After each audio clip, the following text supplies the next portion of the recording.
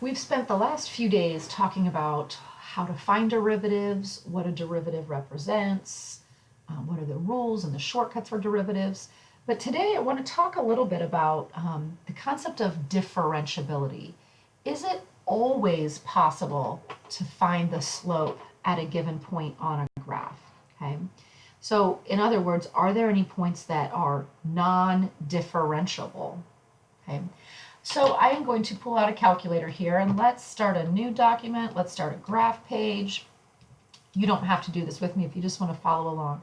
But I'm going to go graph, this is just a good little review on our calculator. I'm going to go graph the absolute value of, say, 2x plus 6.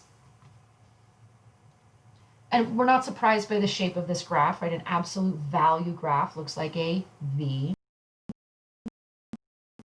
Best to ask the calculator to find the slope at -3. So let's go menu, number 6, number 5 for slope, and I'm going to ask it for the slope at -3. So I just typed in a -3. So it plots that point there at -3, and it says the slope is undefined.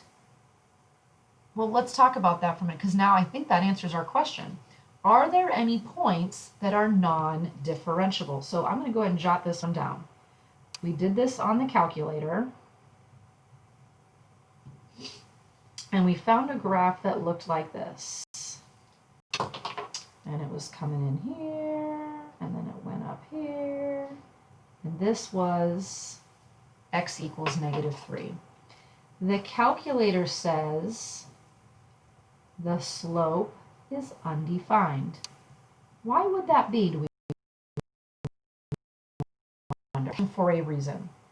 An absolute value graph is made up of two distinct lines. It's a line coming in on the left, and it is a line going out on the right. Well, in this particular case, the slope is 2, right? 2x. So the slope on this side is -2. The slope on this side is +2. The question is, what is the slope at that transition point? Well, there isn't one, because we're abruptly changing from one number to its opposite. Okay, so we'll come back and talk about this particular case a little bit more. But is it always possible to find the slope? The answer is no. And a point where the slope does not exist would be called non-differentiable. You are not able to find the derivative. Okay? So two conditions must hold for a function to be considered differentiable, meaning the slope exists, at a specific point. Number one, f of x must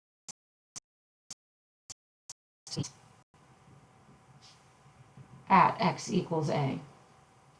And so we spent a whole lesson on continuity. So if you remember, the definition says the limit as x approaches a of f of x must equal f of a. So that's just kind of the formal definition of continuous.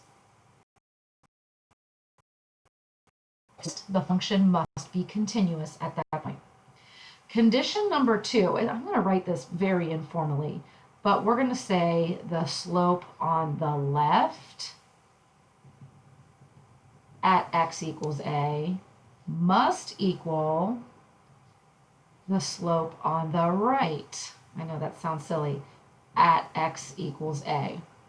I'm going to explain that more when we go back to our picture here, but I'm going to write it formally. Here's the deal. Formally is not a huge deal for us, but we're going to say the limit as h approaches 0 from the left of f of x plus h minus f of x all over h must equal, the limit as h approaches 0 from the right. So for those of us that like those formal definitions, that's what that would look like. We're not going to do it that way. I'm going to kind of talk about it. But I'm going to go back to this picture here. I'm going to leave this up. But if I'm looking at this point right here, coming in from the left, the slope is always -2, -2, -2, -2, -2, -2, -2. Coming in from the right, the slope is always +2. They never match. right? It's not like these slopes are getting closer to each other. It is a very abrupt change. There's no transition time, okay? All right. So let's, since I'm probably confusing some of you, let's just show you what it would look like. Examples of non-differentiable points. The first one we already talked about today is what I would say is a corner. So I'm going to put A here. I'll go ahead and put the name of this particular case. We'd call this a corner in a graph. Right? And we already talked about why this is considered non-differentiable. Similar to a corner would be what we would call a cusp. A cusp is really the same thing as a corner, it's just that we have two curves meeting, but it's still a very sharp point. It is a drastic change in slope. Okay. Another case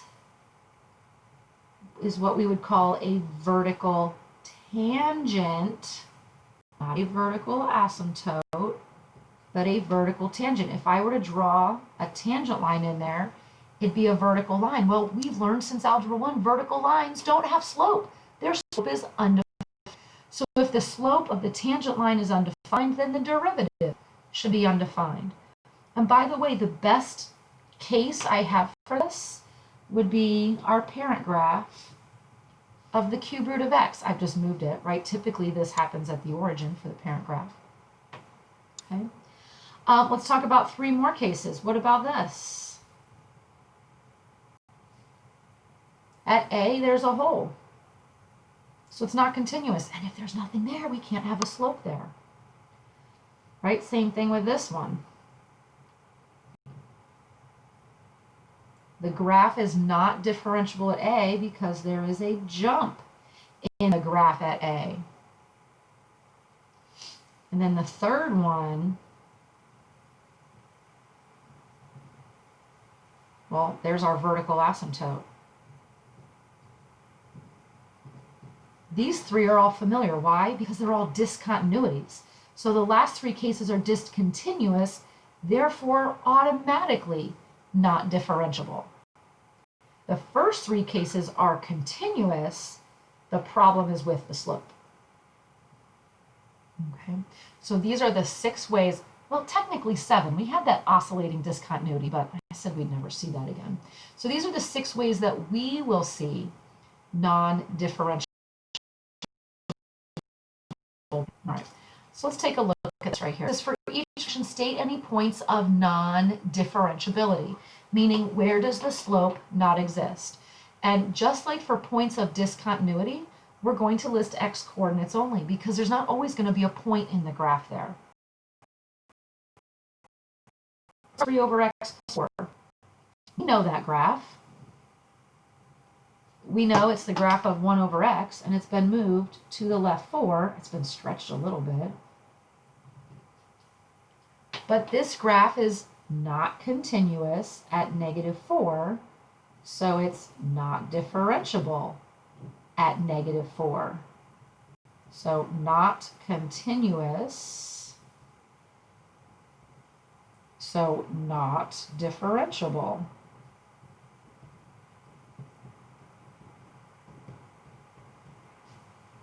Okay, so we had a vertical asymptote at -4. That's just knowing our parent graph. Same thing with this next one. I have y equals 10 minus 2 times the cube root of x minus 1. Well, you know what? We already said the cube root of x has a vertical tangent. So let's just talk briefly about this one. We're going to go to the right one. It's going to flip over and it's going to move up 10. To the right one, it's going to go up 10, and instead of going uphill, it's going to come downhill. I didn't do a very good job drawing that, but if the parent graph of the cube root of x has a problem, then it's still going to have a problem, and that problem is going to be at x equals 1, because that's where my vertex moved. So at x equals 1, there is a vertical tangent in the graph, so it's not differentiable. So this is just a matter of us knowing our parent graphs. Let's take a look at the third one. y equals 3 times the sine of 2x. Well, it's a sine graph with an amplitude of 3, period change. You know, is going to go on forever. This graph, well, let's see. There's no sharp points. There's no vertical tangents. There's no discontinuities. This graph doesn't have any. It says state any points of non-differentiability. The answer is none. This graph is differentiable, sorry, spelling, writing at the same time, talking out loud. This is differentiable everywhere, just based on what we know about the parent graph. It is a nice, smooth graph. Okay? Good. All right, so let's take a look at this. This is not necessarily a parent graph. In fact, it's a piecewise function. It says show the function is non-differentiable at point P by comparing the left and right derivative values. So when we look at this graph, we see two distinct pieces, and they are their equations. Do you see that sharp point at P? It's like a mix between a corner and a cusp, right? We've got a line with an immediate transition to that downhill curve. They're already telling us it's non-differentiable. It's now telling us to show by comparing the derivative values or the slopes. So let's talk about the slope from the left or on the left. And let's talk about the slope from the right or on the right.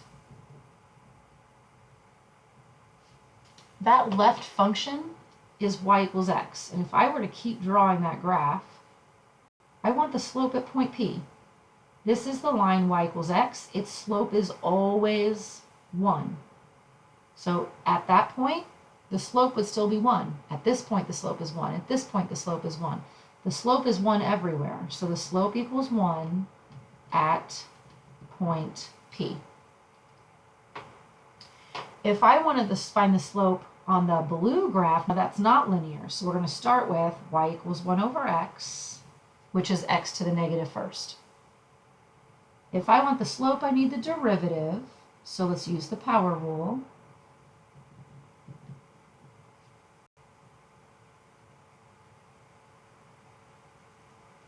So I have my derivative, and if I want the slope at point P, I need my x-coordinate, right? Negative 1 over x squared. Point P, x equals 1.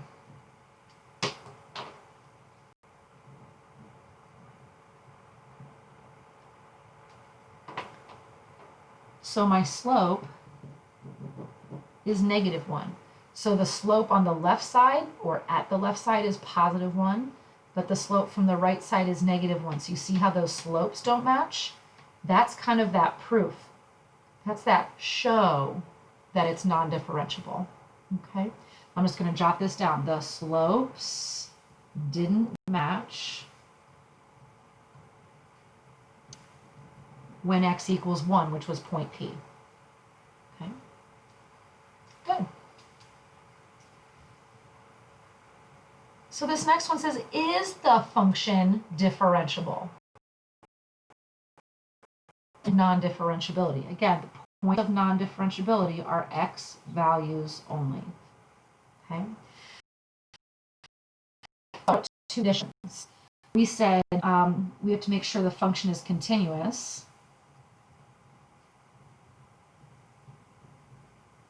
And then we'll check the slopes. Okay. So when I look at this, I'm going to start with each piece. This is a parabola. A parabola is fine. It's continuous all the time. This is also a parabola. It is also continuous all the time. So the only place we'll have an issue is at x equals 0. So I'm going to write that down. Check continuous at x equals 0. Well, we could graph it, or we could just plug in a 0, right? When I plug a 0 in here, I get 2. When I plug a 0 in to the other one, continuous, the y values match at x equals 0.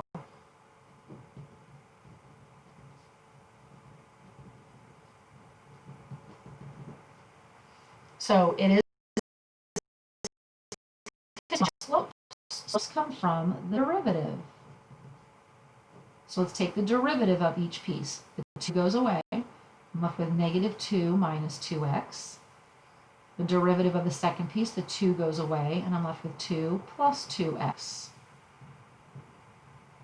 Now, I'm purposely not going to put in or equals 2 in here because that's kind of the issue. We don't know if the derivative exists at 0. So if I plug in a 0 here, I get negative 2. If I plug a 0 in here, I get positive 2. So did the slopes match at x equals 0? No, they did not. So is the function differentiable?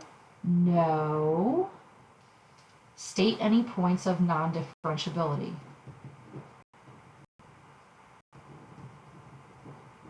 So I'll say no, at x equals 0, it is non-differentiable.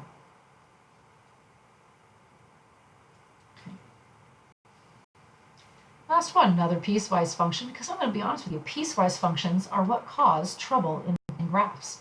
So here's a new function, fx. Find the constants a and b such that the function is differentiable everywhere. So now it's not saying, is it differentiable? It's saying, make it differentiable. So I'm going to kind of start the same way. Number one, we have to make sure it's continuous.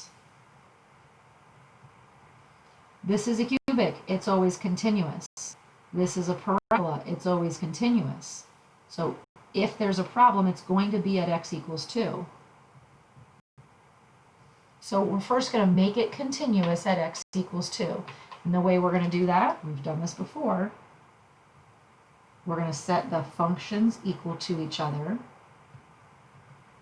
at x equals 2. So let's see, we've got 8a equals 4 plus b.